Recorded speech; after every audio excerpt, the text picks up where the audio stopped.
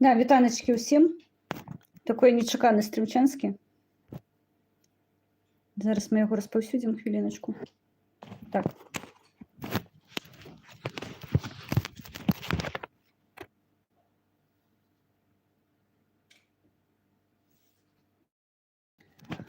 Так, прабачце, да, крышачку тэгнула кагосьці і распаўсюдзіла кудысьці. Не рыхтавалася абсалютна да сустрэчы з вамі, таму прабачце за знешні выгляд. Крышачку хочу сегодня вам патлумачыць. Я ведаю, што пасля будзеце глядзець, таму в прынцыпе гэта такой стрым інфармацыйны. Вось зараз мы павярнуліся ад Сергея Пятрухіна. Вельмі быў дрэнны гук, таму калі ласка напішыце, ці я гук, ён увогуле ёсць, не, няма, нармальна, ненармальна. Вось, каб я разумела, што ў нас там з нашымі вушкамі, што называецца. Я з тэлефона, таму мусіць быць всё ок. Але я не ведаю, ці так ёсць, таму, калі ласачка, дапамажыце мне, бо я ж не блогер. Я ж толькі вучуся. Вітаначкі. Дзякуй, даражэнечкі. Ой, я бачу, ўсё ок, дзякуй, даражэнькія, божачкі. Я сумавала за вамі, але я халтуршчыца, таму што я надта была занята нашымі брусельскімі справамі, і ўвогуле тут у нас такое адбываецца. Зараз буду пра ўсё распавядаць. Абмяркуем сёння Брюссель. Але я прыдзелю ўвагу таму, што мы не зрабілі на стрыме ў Сергея. Гэта, канешне, пытанне інтэрвенцыі. Я хачу вас, што называецца, занурыць у гэтую тэму, больш падрабязна пра яе распавесці, таму што я лічу, што гэта вось такой двухгадовы прарыў. Я не ведаю, якой ён, дзякуй Богу, не каналізацыйны, як паказала практыка. Вельмі класныя былі водгукі па паездкі нашай дэлегацыі, і таксама я вельмі ўдзячная, украінцы прысутнічалі пры гэтым. Вось, таму зараз я хацела бы з вамі, што называецца, вось так нажыва паразмаўляць наконт таго, што адбываецца ў Беларусі, чаму мы даводзім гэты статус непасрэдна, таму што вы бачыце, СМІ ігнаруюць. Габінет таксама будзе ігнараваць, таму што я ўжо казала на стрыме Сергея Пятрухіна, што частка тых, хто зараз прадстаўляе дэмакратычныя сілы, яны непасрэдныя ўдзельнікі інтэрвенцыі, але каб гэта давесці, нам патрэбны практычныя нейкія прыклады, таму што проста балаболіць пра тое, што людзі там неяк паспрыялі, гэта адна справа. Калі ты маеш нейкую даказовую базу гэтаму, то гэта зусім іншая гісторыя. Калі караценька, што такое Брюссель, чаму мы туды патрапілі, як ужо Міша Кучераў зазначаў, гэта вынік нашай працы ў Сейме Літвы, дзе нас прэзентавалі ў лістападзе месяцы. Дагэтуль мы стартавалі ў Варшаве, і гэта такія былі важныя для нас мерапрыемствы, таму што мы заяўлялі нейкую інавацыю. Канешне, падаецца, што гэта зараз класічная нейкая гісторыя, класічная гісторыя з дэлегацыямі, якія нешта прапануюць. І шчыра скажу, калі я фармавала ідэю кааліцыі, калі я яе з калегамі нашымі прагаворвала, яны мне казалі, галоўная рэч, Хелен, каб гэта не было мёртвае нейкае рождзенае дзіцё. Вітаю. Вось, і важна было канцэпцыю, вось, ту ідэю, якую мы сабе задумалі, правільна прапісаць, яе прапрацаваць, і гэта трывала даволі такі доўга.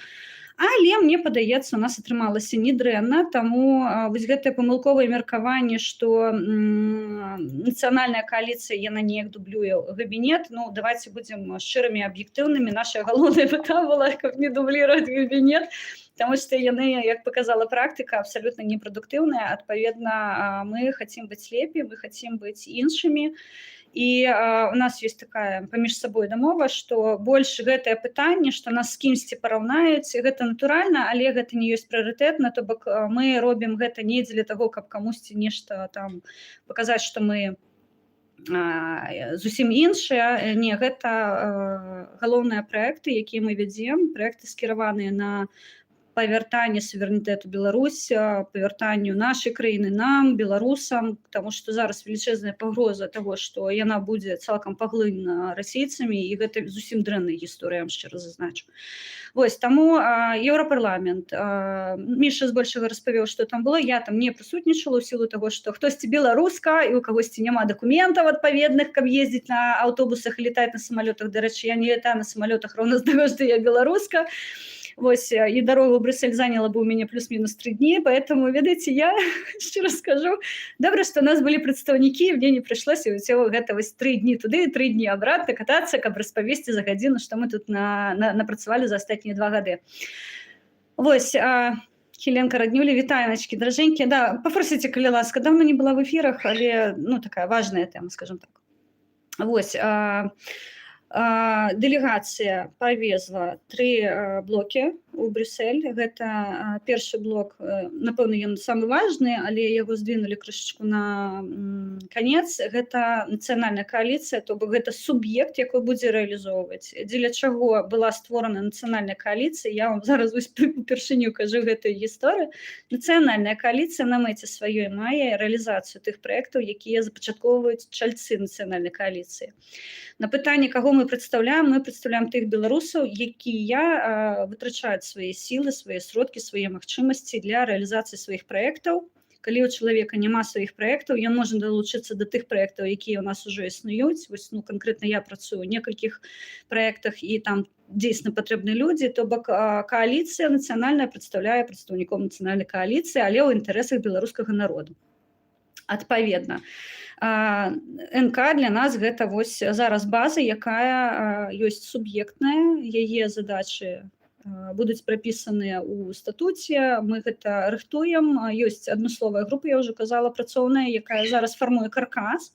І вось што будзе добра для кааліцыі, мы спачатку робім форму, то бок мы фармуем сам статут, а потым мы перадаем яго на грамадскае абмеркаванне, дзе ўжо можна будзе ўносіць праўкі, прапановы альбо свае заўвагі, то бок гэта будзе класная гісторыя, дзе мы будзем усе разам працаваць. Чаму мы спачатку гэтага не пачалі рабіць, таму што статут гэта дакумент, якой патрабуе хаця б нейкай такой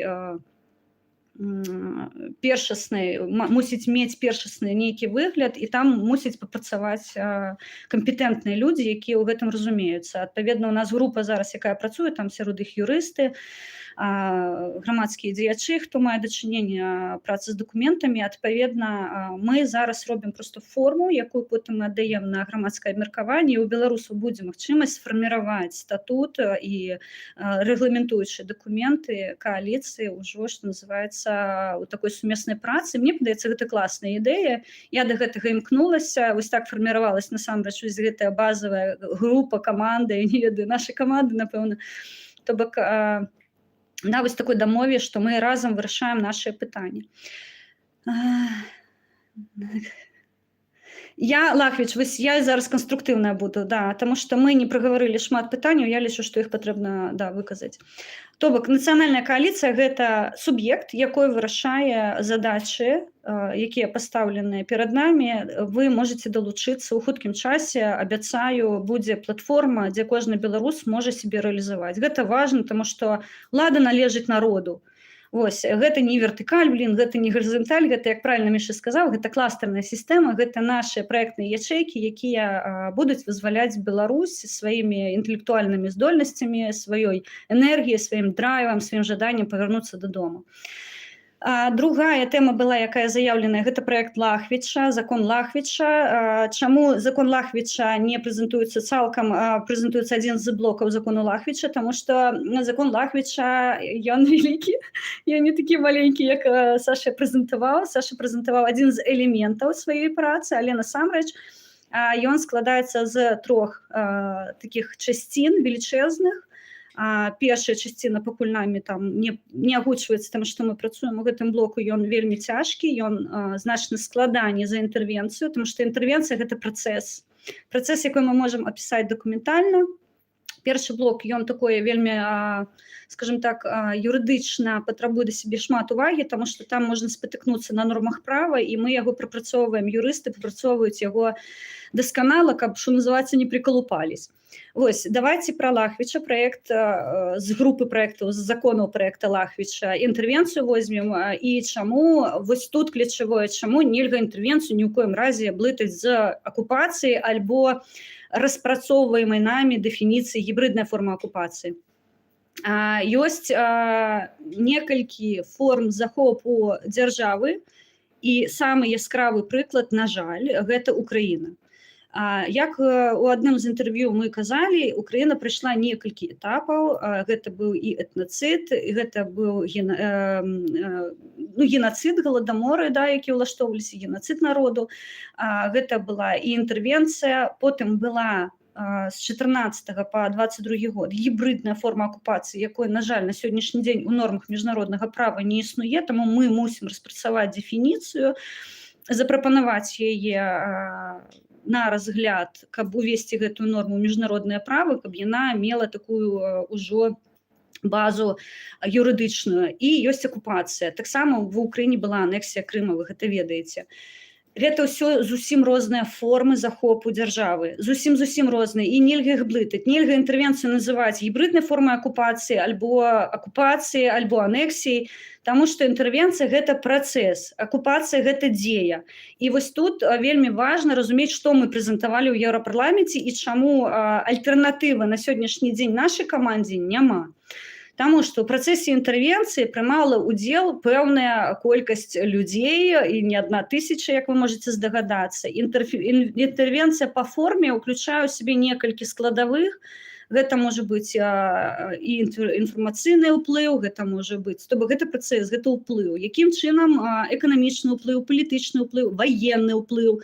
Адпаведна, калі вы выкарыстоўваеце такія фармулёўкі, як акупацыі, гібридная форма акупацыі, не блытайце гэта з інтэрвенцыяй, таму што пад пастом Антона Малкіна дапусціў памылку самы выдатны наш такой грамадскі дзеяч Франак Вячорка. Ён напісаў, Святлана казала пра гібридную акупацыю, і ён у дужках напісаў інтэрвенцыю інкарпарацыі. Дык вось Франак Вячорка умудрыўся, не ведаю, ці то за адсутнасцю досведу, ці то з маніпуляцыямі, да чаго я больш схіляюсь, впіхнуць невпіхуемае, таму што акупацыя не раўно інтэрвенцыя, як інтэрвенцыя не раўно анексія, каланізацыя і іншыя формы захопу дзяржавы.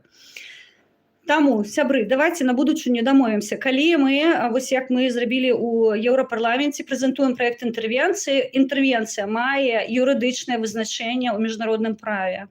Яна мае ясную фармулёўку, і Беларусь 100% патрапляе пад паняццё інтэрвенцыя. Інтэрвенцыя – гэта больш складаны працэс, чым акупацыя. Чаму? Таму што з самого паняцця інтэрвенцыі вытекае, што гэта нейкі працэс уплыву на дзяржаву, альбо адной дзяржавай, альбо некалькімі дзяржавамі з мэтай галоўнае пазбавіць краіну суверэнітэту. Ну і далей вы па тэксту разумееце, што ў 22 годзе адбылося, наша тэрыторыя была незаконна выкарыстана ў нападзе на Украіну. Да? То бок гэта наступствы інтэрвенцыі, папярэдні. То бок гэта доўгатрывалы працэс. Акупацыя значна кароткая ў тэрмінах. Я не кажу, што яна неяк па форме адрозніваецца і па ступені злачынства адрозніваецца ад інтэрвенцыі, альбо інтэрвенцыя значна слабейшая за акупацыю. Проста акупацыя ў тэрміне, яна значна карацей. Вы бачыце захоплены украінскі Марыюполь, вы бачыце там Бердзянск, іншыя захопленыя гарады, сёла ва Ўкраіне. То бок акупацыя мае кароткатэрміновую вось такую трываласць, да? То бок прыйшоў, захапіў, все, сцяг паставіў, адзнакі акупанта паставіў, все, коротка і ясна. Чаму часцей за ўсё выкарыстоўвае тэрмін акупацыі? Таму што акупацыя за сутнасцю сваёй выключае інтэрвенцыю. То бок калі мы даводзім, што працэсы, якія адбываліся ў Беларусі, яны доўгатрывалыя, вось яны нібыта, ну яны гэта тыя, хто супраць інтэрвенцыі выступае, пагадзіліся, што типу, ну да, захоп улады ў Беларусі з 2020 года. Мы з Сашай шмат працавалі і шмат тлумачылі, што не з 2020 года інтэрвенцыя пачалася як мінімум з 96-го, мы просто не сталі капаць, што называецца, раней і занурвацца ў гістарычныя падзеі, таму што ў 91 годзе ўсім вядомыя падзеі вылучылі межы Беларусі. То бок тэрытарыяльная цэласнасць Беларусі пачалася плюс-мінус у 91 годзе за законамі. І 96 год, калі быў разагнаны парламент, калі праходзілі вось гэты незаконныя рэферэндумы, то бок мы ўпёрліся ў нейкую кропку, якая нам дзейсна сведчыць пра тое, што ў сучаснай гісторыі Беларусі інтэрвенцыя пачалася вось з гэтага моманту, калі Крэмль пачаў ціснуць на дзеючую ў той час уладу Беларусі. А я нагадаю, гэта прыезд Чарнамырдзіна, якой дамаўляўся пагадніць, скажем так, канфлікт, неяк знівеліраваць канфлікт паміж Лукашэнкам і тагачасным Верховным Советам. Мы можам занурыцца ў гэтую тэму больш дэтальна пры жаданні, але ў той момант Крэмль уплываў. Крэмль нібыта пад такой міратворчай місіяй прыехаў у Беларусь, напеў пра тое, што яны хочуць вырашыць вось гэты палітычны крызіс паміж Лукашэнкам і Верховным Советам. Абяцанкі-цацанкі, як вы ведаеце, па выніку быў разагнаны Верховны Совет, у нас двухпалатная стварылася галіна ўлады, скажем так, да, то бок у нас ёсць парламент, ён двухпалатны і бла-бла-бла. Пры гэтым Лукашенко скасаваў усе дамовы, якія былі дагэтуль, то бок Канстытуцыйны суд, ён забраў скаргу наконт незаконнага правядзення, пры гэтым Лукашенко, парушаючы дамовы, вызнаў рэферэндумы, і па выніку мы атрымалі ў 95-м годзе тое, што вы бачыце зараз, ветаж і вінок.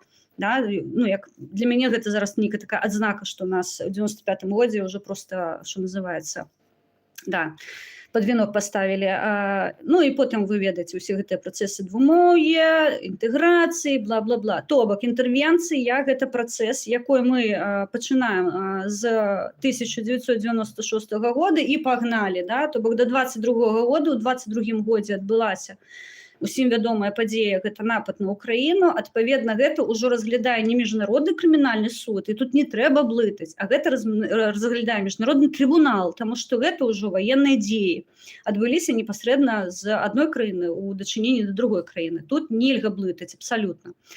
Вось, таму казаць, што акупацыю Беларусі нельга, вас разаб'юць проста ўшчэнт, таму што войскі ворага не кантралююць фармальна тэрыторыю. То бок Расія на сённяшні дзень тэрыторыю Беларусі па адзнаках акупацыі не кантралюе.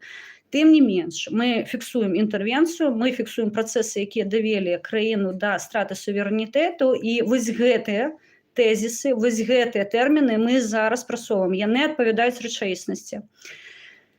Нам у гэтым замінаюць, таму што інтэрвенцыя – гэта таксама злачынства, яна падпадае пад крымінальны кодэкс, і, адпаведна, за гэта трэба будзе несці адказнасць. Каму несці адказнасць? Ну, давайте будзем з вамі аб'ектыўнымі, калі мы кажам пра перыяд з 96-го году, ну, вы можете сабе ўявіць, хто там быў. І, на жаль, гэтыя людзі, якія спрыялі інтэрвенцыі Расіі ў Беларусь зараз, называюцца гэтак званымі дэмакратычнымі сіламі. Частка з іх, я не магу казаць, што ўсе. Адпаведна, наша зараз задача не іх прыцягнуць да адказнасці, а патлумачыць усю соль інтэрвенцыі, як яна прывела нас у кропку, дзе мы, на жаль, страцілі свае магчымасці вызначаць лёс нашай краіны. Таму зафіксіруемся. У Беларусі няма акупацыі. У Беларусі трывала гібридная форма акупацыі, якой не існуе ў міжнародным праве, і наша каманда займаецца гэтай дэфініцыяй, дае ёй тлумачэнне, дае ёй расшыфроўкі. Ну і за працэдурай гэта займае пэўны час. То бок чакаць моманту, пакуль мы давядзем у міжнародным праве гібридную форму акупацыі, ну вы ж разумееце, што, слухайце, ну не адно пакаленне, на жаль, можа чакаць гэтай дэфініцыі. Таму мы фіксіруемся ў інтэрвенцыі. Гэта тое, што на сённяшні дзень трактуецца міжнародным правам, і гэта падпадае пад злачынствы для крымінальнага суда, якія ён мусіць разглядаць. Дык вось Брюссель быў роўны для гэтага. Саша Наўковіч, Лахвіч павёз у Брюссель не гібридную форму акупацыі, не акупацыі, не анексію, не каланізацыю, не там яшчэ нейкія формы. Ён павёз канкрэтна інтэрвенцыю і запрасіў у еўрадэпутатаў пачаць дзеі, якія будуць разглядаць гэтае пытанне ўжо ў кантэксце міжнароднай супольнасці, то бок Еўрапарламент мусіць пачаць працэдуру вызначэння інтэрвенцыі ў Рэспубліку Беларусь Расійскай Федэрацыі. Вось гэта наша была мэта нумар 1, каб Еўразвяз пачаў рэагаваць на злачынствы, якія адбываюцца ў Беларусі. Наступным крокам вось бліжэйшым часам мы размясцім петыцыю, будзе зварот да еўрапарламентарыяў з мэтай, каб яны пачалі працэдуру вызнання інтэрвенцыі Расійскай Федэрацыі ў Рэспубліку Беларусь. У нас ёсць даказовая база, астатніх 2 гады мы працавалі над гэтым пытаннем, то бок мы паехалі не як балаболы, што мы там прыдумалі сабе нейкую норму міжнароднага права, падцягнулі туды дакументы і давайте мы вам распавядзем, што ў Беларусі. Не, наадварот, інтэрвенцыю мы атрымалі па выніку тых даследаванняў, тых працэдур юрыдычных, якія мы праводзілі ўвесь гэты час. Інтэрвенцыя, гэта не таму, што мы так захацелі, а таму, што гэта адпавядае усяму таму, што апісваецца міжнародным правам як злачынства. Вось, таму тут вельмі важна не блытаць гэтыя паняцці. Чаму? Таму што калі у публічным полі гучаць фармулёўкі ў Беларусі гібридная форма акупацыі, глядзіце, што чым маніпулююць палітыкі. Калі мы кажам пра гібридную форму акупацыі альбо там гібридная акупацыя, не ваенная акупацыя, там як яны яшчэ называлі, карацей, яны выкарыстоўваюць розныя фармулёўкі, акрамя інтэрвенцыі. Калі гучыць слова інтэрвенцыя, гэта сведчыць аб тым, што патрэбна ўзяць адказнасць за працэс, якой прывёў да страты суверэнітэту Беларусі. Калі кажуць пра розныя формы іншыя, не нясе гэта юрыдычна ніякай пагрозы, таму што вы прыдумалі сабе там акупацыю, дык у вас няма акупацыі, ідзіце дакажыце, што у вас акупацыя, ды фіг дакажаце, адпаведна што? Можна ляпаць языком 6-й год падряд, што ў Беларусі акупацыя, чаму не? А што вы мне за это сделаете, это называецца? Мы гэта крытыкуем, я асабліва гэта крытыкую, таму што для беларусаў інтэрвенцыя гэта незнаёмае паняцце, гэта складаны тэрмін, таму што ён падразумявае пад сабой працэсы, і я буду вам дапамагаць у гэтым разбірацца. Такія рэферэнтныя кропкі, якія мы вызначылі, гэта 96-й год, аб гэтым Александр казаў, гэта калі разагналі Верховны Савет, гэта 99-й год, гэта для мяне яшчэ 2014 год. І гэта працэсы выбарчыя, якія праходзілі ў Беларусі, і, канешне, гэта 20-й год, якой, што называецца, ўжо стаў такім вызначальным, таму што вось у 20-м годзе вось гэты прарасійскі ўплыў, ён стаў проста відавочным, аб чым таксама спадар Александр казаў, таму што калі нашыя беларускія медыа, а медыа гэта адзін з блокаў інтэрвенцыі, калі ёсць інфармацыйны ўплыў, то бок гэта злачынства, таму што падмяняецца поле інфармацыйнае іншай краіны прадстаўнікамі, якія прыйшлі захапіць уладу з іншай краіны, то бок гэта такі працэс інтэрвіравання, што называецца, інфармацыйнага поля. Дык вось у 20-м годзе, калі нашыя пачалі страйкаваць, памятаеце, журналісты выходзілі, казалі, што мы не будзем працягваць сваю працу, што зрабілі расейцы, прыгналі свой дэсант вось гэтых ідэалагічных псіхапатаў. Гэта злачынства насамрэч, і гэтае злачынства прапісана ў інтэрвенцыі як асобны блок, якой пацвярджае нашы меркаванні наконт таго, што мы ідзем у правільным кірунку. Вось, таму спекуляцыі вы зразумелі, калі вы не чуеце слова інтэрвенцыя, вы чуеце нейкія іншыя формы, можаце адразу казаць, што гэты чалавек А або балван, Б ён не разумее, пра што кажа, і ён маніпуліруе палітычнай інфармацыяй.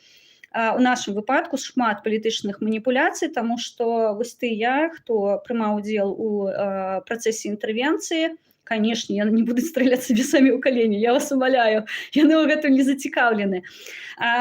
Чаму я так лічу? Таму што каардынацыйную раду мы падлажылі ім такую штуку, вось, яны на яе павяліся, і мне гэта, шчыра кажу, я з усмешкай гэта кажу, тому што я назірала на ўласныя вочы, Сашко, канешне, ён нерваваў і ён перажываў, што Каардынацыйная рада не хоча галасаваць яго праект інтэрвенцыі. Я яму тлумачыла, чаму яны не будуць яго галасаваць.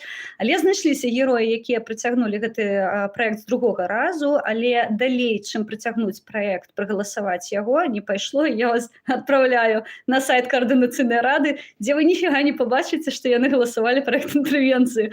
Мяне гэта цешыць, таму што я такой выніка чакала. Александр Навукович, конечно, ён разлічваў на то, што яны зараз такі, блин, точно, у нас інтэрвенцыя, давайте мы будем ратаваць Беларусь. Ніфіга, Александр Навукович, калі ты мне будешь глядзець, няма іх такіх думаў, гэта ты нацыянальна арыентаваны, гэта ты беларус. Там людзі, ну, слухай, за гэта бабкі не даюць. Я тоже пераканаўся. Вось, таму да, вось такой яскравы прыклад на Каардынацыйнай радзе, дзе, скажем так, кіруючую усю гісторыю ачольвае, ну, на мой погляд, уласна, не буду агучваць, тому што мяне звінаваціць у рэчах, якія я яшчэ не давела ў судзе, але давяду абавязкова, можете не сумнявацца. Вось, да, вось мы зараз займаемся праектам інтэрвенцыі. Наступны крок гэта будзе рэзалюцыя. Чаму? Таму што гэты Лахвіч нас надоумеў на такую гісторыю. Ён паехаў проста фізічна збіраць подпісы пад праектам інтэрвенцыі, якую мы прэзентавалі на сходзе неабыякавым другім у сем'і Літвы. І Саша вырашыў, што яму патрэбна паразмаўляць з беларусамі, і ён вельмі шмат людзей. Сёння Петрухін задаваў незручнае пытанне, а колькі людзей вы пераканалі ў тым, што трэба ратаваць Беларусь. І мы з Мішай Кучаровым разгубілись, таму што у нас Александр Навукович нам як бы выходныя дадзены не даў. Я ведаю, што блізка 12 подпісаў на невялічкім там праходзіў захад, я не памятаю, у Варшаве, падаецца, нядзельная акцыя, і вось Саша там папрацаваў, мне падаецца, ён з усіх свой подпісы сабраў. А дагэтуль ён яшчэ збіраў, а дагэтуль яшчэ дыяспора впісваліся, а дагэтуль ён працаваў трумястра, яго падтрымала таксама Гданька з Гдыні-Супа. І карацей, мы рэальна не разумеем, колькі людзей зараз нас падтрымлівае, таму што, ну, мне падаецца, гэта лічба ўжо налічвае, ну, няхай не 1000, але 1000 як мінімум. Вось, таму яны могуць не быць чальцамі кааліцыі, яны могуць не далучацца да кааліцыі, але гэта важна, падтрымка нашых праектаў. І Александр, калі быў напісаў мне краіны, я зараз, сябры, магу кагосьці не згадаць, не хачу нікога абразіць.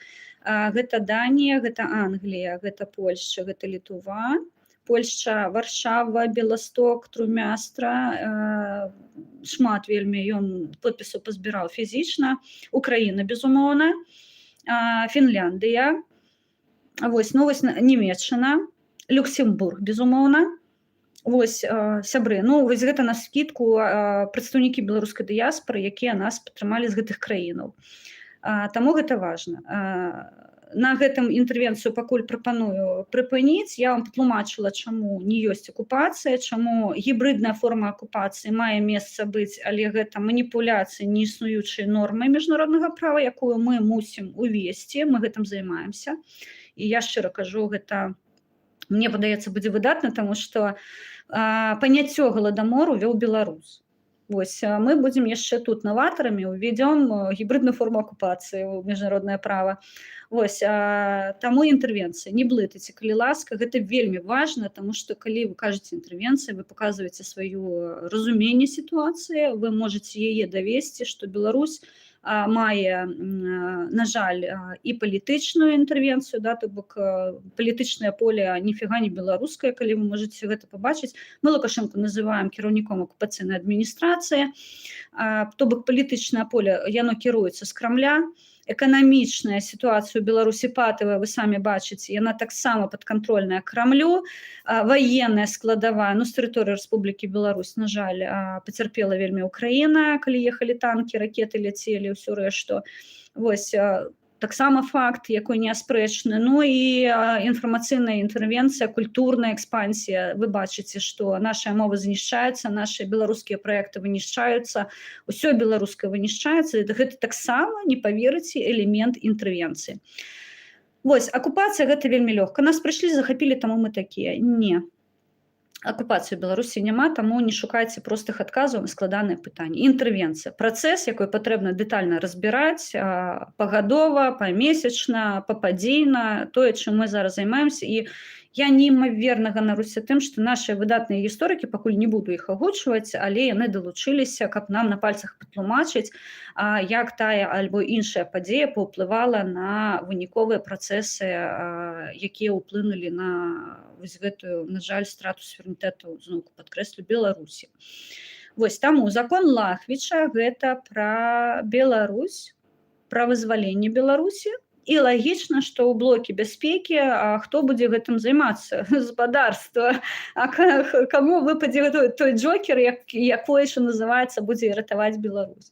Мы доўга ламалі галаву, доўгі час, таму што мы бачым, што адбываецца у Беларусі, мы бачым, безумоўна, што адбываецца з беларусамі ў замежжа, мы бачым, якія праблемы ў нас існуюць у Украіне у беларусаў. То бок у нас ключавое пытанне было, што делать-то вообще, хто і як будзе делать, хто будзе рабіць, хто будзе выконваць, хто будзе рэалізоўваць. Канешне, у нас прайшоў шэраг сустрэч. Я валанцёрка, я магу сабе дазволіць набраць нашых ваяроў, параіцца з імі, ці варта нам гэта рабіць. І, скажам так, мы яшчэ на этапе фармавання канцэпцыі, таму што гэта складанае, вельмі складанае пытанне, але вось важна было адпрацаваць Брюссель, каб патлумачыць еўрапейцам, што гэта зрабіць крытычна неабходна і крытычна тэрмінова. Чаму? Таму што можна, канешне, падаць еўрапейцам кейс, што беларусы гатовыя ваяваць, беларусы дзейсна гатовыя ваяваць, яны дэманструюць штодня гэта. Але еўрапейцам патрэбна зусім іншае. Еўрапейцам патрэбна бяспечная Беларусь.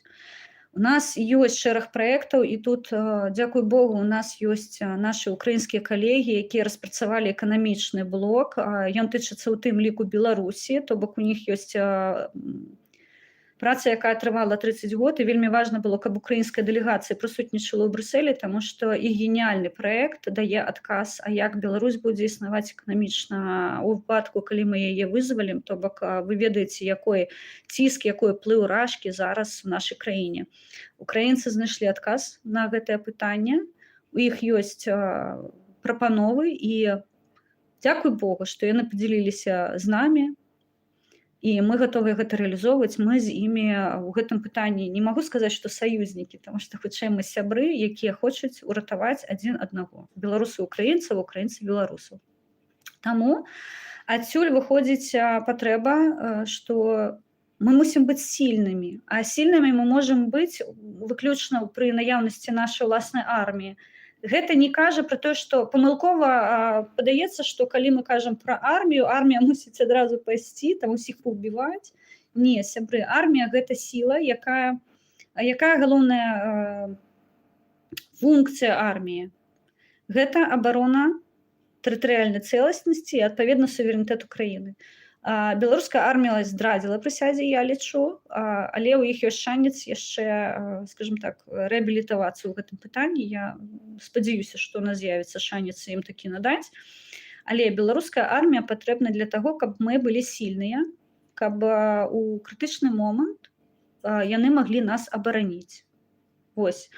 Гэта адзін момант. І другі момант. У нас ёсць выдатныя нашыя ваяры, якія зараз знаходзяцца пад юрысдыкцыяй Украіны, але за межамі Украіны у іх ёсць пэўная пагроза невызнання іх, скажем так, статусу. І вось зараз для нас вельмі важна легалізаваць іх статус па ўсім свеце, таму што ва ўкраіне яны камбатанты, гэта не абмяркоўваецца, хаця там некаторыя дзеячы грамадскія былыя міністры кажуць, што мы там іх знаймітаў ператворам у камбатанты. І я сказала ў той момант, будь ты проклят, неуч, хаця кажа, што ты там нейкі выдатны юрыст, ніфіга ты не юрыст, калі не можаш проста адчыніць, што называецца, Жэнеўскую канвенцыю, паглядзець, чым найміт адрозніваецца ад камбатанта. Усе беларускія ваяры, хто в Украіне, яны камбатанты, таму што яны падпарадкоўваюцца украінскай арміі. Кропка. Немає ніякіх альтэрнатыўных рэчаў. Вось адпаведна іх статус вельмі важны. І вось маё грамадскае аб'яднанне, пра которое мы сёння казалі у Пятрухіна, яно займаецца роўна яшчэ і тым, што у міжнароднай юрысдыкцыі яны мусяць мець адпаведны статус. І гэта важна, таму што для нас зараз беларускія ваяры, асабліва тых, хто патрапляюць па нейкіх прычынах у Беларусь, гэта кейс Васіля Верамейчыка, вы ведаеце, што з імі. Адпаведна, важна, каб яны былі абароненыя не на словах і не толькі украінскім кантрактам, але і міжнародным правам. І мы гэтым зараз займаемся. Таму армія, яна будзе. Пытанне ў тым, ці яна будзе на паперы, ці яна будзе фізічна існаваць. Вось гэта наша праца ў замежжы. Гэта наша праца на палях Еўрапарламента патлумачыць, што гэта неабходна зрабіць для таго, каб Беларусь была бяспечная. Ёсць меркаванні некаторыя, што яны могуць прадстаўляць пагрозу, але мне падаецца, я гэта буду абмяркоўваць з нашымі ваярамі, мне падаецца, у мяне вынікла ідэя, як зрабіць так, каб еўрапейцы не хваляваліся, што беларусы, асабліва літоўцы, вы ведаеце, што ёсць, у іх ёсць асцярогі з гэтага пункту гледжання, каб беларусы, так, ёсць ваяры, аб гэтым казаў Шэры кот на канале Александры Беспалавай, я вельмі важна яго слухала, таму што Шэры кот там сказаў базу, а літоўцы дзейсна баяцца нас, таму што хтосьці з нас можа быць завербаваны і да пары да часу чакаць моманту. Тут мы белая пухнастая, а заўтра, што называецца, прывет. Мы завербаваныя, і мэта ў нас увогуле была зусім іншая. Ось, таму я, улічваючы гэта, падумала і прыдумала нейкую гісторыю, падзялюся з ёй з нашымі калегамі. Калі яны гэтую ініцыятыву падтрымаюць, то мы будзем яе ўжо прапанаваць нашаму сілавому блоку. Таму не патрэбна на армію Беларусі глядзець як на нешта такое. Армія дэ-Голля таксама фармавалася ў замежжы, іх не было ўласнай тэрыторыі, я не разумею, чаму гэта выклікае нейкія пытанні. Францыя была сярод краін пераможцаў у другой сусветнай вайне. Вось, калі тыя дзеячы, якія зараз двигаюць Беларусь да пропасці, лічаць, што няхай будзе, галоўнае, каб нас прафінансавалі, мы будзем пра гендары распавядаць, пра чарговыя там пляскі з бубнам нейкія ўлаштоўваць у Варшаве, купу грашэй на гэта вытрачаць. Яны не ў полі маёй працы, я шчыра кажу, я бачу, што яны робяць, гэта ганебна, і мы гэта агучваем, але яны замінаюць вось такімі дурнаватымі прапановамі, типу давайте у Літве разгонім літвінізм, што беларусы такія прям літвіны і хочуць захапіць Літву. Мы, тыя, хто працуюць з праектам інтэрвенцыі, разумеючы ўсю пагрозу страты тэрытарыяльнай цэласнасці, суверэнітэту краіны, для нас Літва гэта наш сусед добры, цудоўны, якой ратаваў беларусаў, і мовы за тое, што мы прэтэндуем неяк на чужую дзяржаву, увогуле не павінна падымацца, і гэта патрэбна казаць натуральна на кожным кроку. Вось, то бок мы, тыя, хто зараз адстойвае сваю краіну, не можам несці пагрозу, таму што гэта супярэчыць нашай канцэпцыі. То бок мы настойваем на тэрытарыяльнай цэласнасці Беларусі, на дэмакратызацыі Беларусі, выдварэнні вось гэтага інтэрвента, каб Беларусь мела магчымасць самастойна вырашаць свой лёс, і пры гэтым мы прэтэндуем на нейкія яшчэ іншыя тэрыторыі. Гэтага няма тэхнічна, то бок гэта супярэчыць нашаму бачанню, нашай канцэпцыі. І шчыра скажу, я гэта агучвала літоўскім нашым калегам, і яны мяне чулі, і я кажу, я не магу здрадзіць уласным меркаваннем. То бок я тут ваюю за Беларусь, рэальна ваюю за Беларусь у прамым сэнсе слова, праз свайго дзіцёнка, якое ваенным з'яўляецца, а вы мне прапануеце яшчэ маё дзіцё неяк адправіць куды-небудзь яшчэ ідзі паваюй. Не, дзякуй. Давайте мы з гэтай вайной разбярэмся, а ўжо наступныя войны гэта мы павінны адпрацаваць такім чынам, щоб больш ніколі. Зноў, як Лахвіч зазначаў у сваёй прамове. Трэці блок, якое мы прэзентавалі, блок добраахвотнікаў. Гэта называць вызвольная армія, я яе называю армія абароны, то бок мы яшчэ нават не вызначыліся з такой фармулёўкай. Гэта праца юрыстаў, нам патрэбна паглядзець, як яна дакладна называецца. Я разумею, што нормы міжнароднага права гэта кажуць як вызвольная армія, але зноўку тут патрэбна быць вельмі асцярожным у фармулёўках, таму я прапаную прапрацаваць гэты блок больш дасканала. Ідэя ёсць, яна рэалізуема, яна мае гістарычны падґрунце, мы на яго абапіраемся, і нам вельмі важна разумець, што мы маем сілу. Як Яўген Вільскі зазначаў у інтэрв'ю на радыё «Рацыя», раю паслухаць, ён казаў, што нават калі беларускія войскі легальныя, нашыя беларускія войскі не ў складзе там проста ЗСУ, а гэта нашыя беларусы стаяць нават на мяжы з Беларусю і паказваюць, што яны ў любую секунду гатовыя абараняць гэтую краіну, гэта сіла, якая тармазіць ворага. Вось, таму важна, і я шчыра кажу, я ўсім сэрцам за гэты праект, і ёсць прапановы зрабіць яго якасным. Мы будзем з калегамі працаваць над гэтым пытаннем. Я вам абяцаю, што наступны сход неабыякавых, якой мы плануем, вось гэтая тэма, яна для нас вельмі важная. І, канешне, нам патрэбна гэта рэалізоўваць. Таму Брюссель з праектам нацыянальнай кааліцыі, з праектам інтэрвенцыі і з праектам вызвольнай арміі мы агучылі намер. Мы задэкларавалі нашу працу. Таму вельмі важна, каб гэта ўсё было рэалізована. Ну, такія пішаце рэчы смешныя. Вось, таму я, сябры, часткова бачу ваш чат, часткова не бачу, таму што ўжо даволі-такі позна, не хацела вельмі шмат вашага часу займаць, проста патлумачыла базу, якая вельмі важная.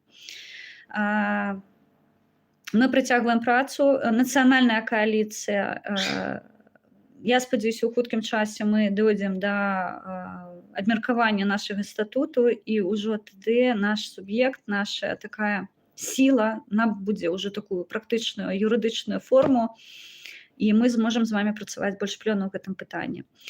Дапамагайце, калі ласка, буду прасіць дапамогі, таму што вы зараз Брюссель паказаў, што за ўласны рахунак ездзіць гэта вельмі складана. Разумееце, гэта я не прашу, не ною, але мне было вельмі больна, таму што я везла украінцаў. Гэта дорага, гэта складана. Стыкануць, паверце мне, стыкануць рэйсы паміж аўтобусам, якой будзе на мяжы стаяць 12-14, а то і ўсе 20 гадзінаў, каб ён паспеў на літак, а калі літак, на самалёт нейкія проста шалёныя кошты. Вось Варшава, Брюссель мы бралі, гэта 100 плюс еўра, і гэта нейкая такая для мяне абсалютна фантастычная сума была. Я калі пабачыла лічбы, мне, божа, дурна стала, але ну што рабіць, мы ж едзем. Бо гэта важна, гэта тычыцца нашай краіны, гэта тычыцца нашай сумеснай працы, тым больш, што беларускі праект, ён з украінскім акцэнтам, што называецца. І нам патрэбна, каб яны прысутнічалі, я вам шчыра кажу, проста гэта нідзе не агучваецца, мабыць, мы з Мішкай неяк пагаворым па гэтым поводу, я сама возьму інтэрв'ю нашых спікераў, якія былі ў Еўрапарламенце. Украінская дэлегацыя там просто стварыла цуд. Я распавяду. Пазней просто давайте, мяне не было ў Брюсселі, давайте я з імі паразмаўляю, то, што яны палічаць неабходным сказаць, яны вам скажуць. Гэта было вельмі важна, я ведаю, што яны там просто нарабілі шораху, я ведаю, якога шораху, таму што мне пашчасціла, зараз я набіраюць геапалітычнага досведу, гэта асобны блок, якой можам абмеркаваць, таму што я зараз на Беларусь у складзе еўрапейскай сям'і гляджу не проста як там нешта ляпнулі, а Беларусь, я зараз усім кажу, Беларусь гэта не шэрая зона, гэта не балкон, гэта не прыступка. Беларусь гэта брама ў Еўропу. Без Беларусі спакойна Еўропе не будзе ніколі. І нам вельмі важна зрабіць нашу краіну бяспечнай. Вось, таму не разлічвайце ні на каго, разлічвайце выключна на свае сілы. Я выматаная, вы бачыце, што я такая з крышачку ўжо стомленая тваром, что называется. Брюссель меня вельмі выматал. Лахвіш, будешь мяне глядзець? У меня нет сил. У меня нет нічога. Таму, сябры, падтрымайце, калі ласка, дэлегацыю, якая прадстаўляе інтарэсы Беларусі. Я разумею, што беларусы, мы размаўлялі з Андрэем Бессмертным 15-14, і я ему кажу, Андрей, мне так цяжка зборы ідуць, вось натуральна, няма. Ну, я не могу тебе дапамагаць. Я бы і хацела з радасцю, але ў мяне не атрымліваецца, таму што, ну, беларусы неяк, ну, не рэагуюць, і мне кажа, Алена, яны выжываюць. Мне Ваяр кажа, слухай, ну супакойся, яны стомленыя, яны ў чужых краінах, ім самім складана. І я кажу, я разумею, але ну, трэба ж дапамагаць арміі. Ён кажа, Аленачка, яны таксама людзі, якія хочуць есці. То бок нашы ваяры цудоўна разумеюць. Я думала, што яны там абражаныя на беларусаў некаторых. Вось не, яны цудоўна разумеюць, што да, у нас такая, на жаль, склалась сітуацыя, дзе ну я шчыра кажу, я ва ўкраіне, я хожу ў краму, мне больно, але я вымушана гадаваць дзяцей, мне няма іншага выхаду, як купляць дарагія прадукты. І шчыра кажу, гэта цяжкая гісторыя, таму калі ласка, ёсць магчымасць, дапамагайце, таму што нам патрэбна ездзіць. Нам патрэбна час ад часу вытрачаць кошты на рознага кшталту мерапрыемствы. Вось Еўрапарламент добра, калі зачынім хоць частку нейкую грошаў, таму што гэта было дорага. І сам Брюссель гэта дорага. Я зараз абрабляла квіткі нашых хлопцаў, глядзела, на што нам ну, на што мы выйшлі, і гэта проста нейкія я б на гэтыя грошы на адну паездку я бы тут ва ўкраіне жыла год. Вось, але не. Таму падтрымка беларусаў нужна, безумоўна, таму што мы хацім быць прадуктыўнымі для вас, і гэта важна. Мы не бярэм грошы за нашыя часы, гадзіны, нервы, рэсурсы, за досвед, таму што займацца гэтым пытаннем, вы ж разумееце, што без кампетэнцыі, без пэўных навычак немагчыма, але я гатова гэта ўсё ахвяраваць. Дапамажыце павазіць дэлегацыі, каб гэта было прадуктыўна і гэта было карысна. Вось 2 сходы неабыякавых, дзякуй Богу, мы правялі, на сваіх вывезлі. Брюссель таксама мы вывезлі, дзякуй Богу.